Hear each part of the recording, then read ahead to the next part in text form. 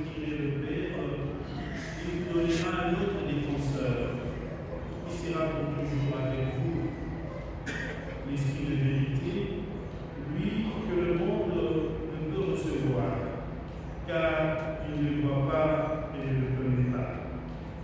Vous les connaissez, car il demeure auprès de vous et il sera en vous. D'ici peu de temps, le monde ne me verra plus, mais vous me verrez vivant et vous vivrez aussi. En ce jour-là, vous reconnaîtrez que je suis en mon Père, que vous êtes en moi et moi en vous. Celui qui reçoit mes commandements et les garde, c'est celui-là qui m'aime. Et celui qui m'aime sera aimé de mon Père. Moi aussi je l'aimerai, que je me manifesterai à lui. Acclamons la parole du Seigneur.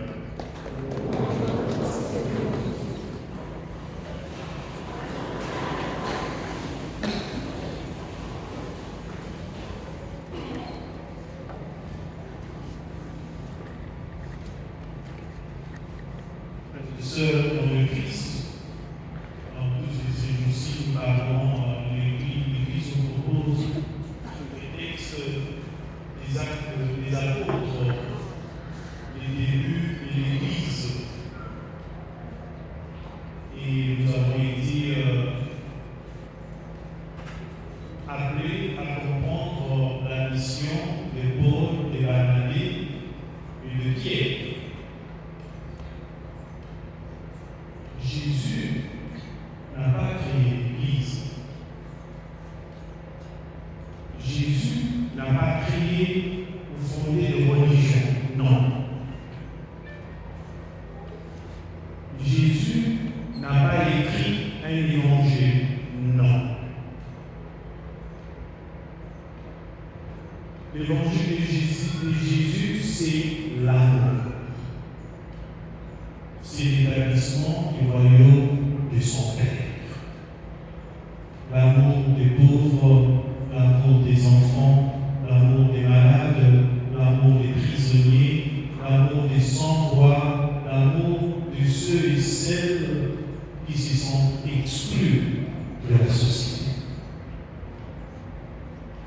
C'est dans les actes des apôtres qu'on parle pour la première fois des chrétiens. Jésus n'a jamais utilisé le mot chrétien. La première demande de ces textes des actes des apôtres pour nous, les filles et les fils de Dieu, c'est être des hommes et des femmes universels, des hommes et des femmes du dialogue interreligieux. Les musulmans et mon frère, le kibabiste et mon frère, les Branham et mon frère, les gens de l'église africaniste sont mes frères. On est ensemble. La première lecture parle du défenseur de l'Esprit Saint, que le Christ nous laisse. C'est notre défenseur. Il est en train de partir.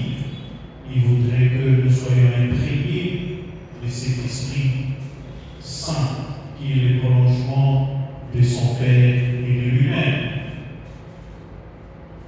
Quand on parle de Dieu qui est Père, Fils et Esprit, on parle de la réalité de l'amour.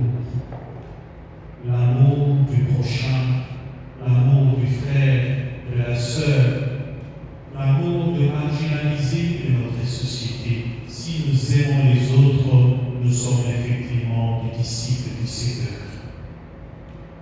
Mais l'Esprit Saint, c'est l'Esprit de Dieu, c'est l'Esprit pur. Qu'est-ce qu'il faut faire pour recevoir cet Esprit Saint? Je voudrais vous partager 3 points.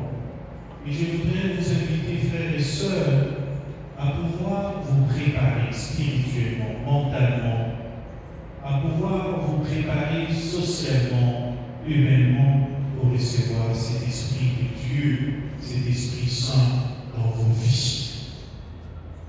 Le premier élément, c'est la prière. J'ai vu devant l'église, on a parlé de neuvaine.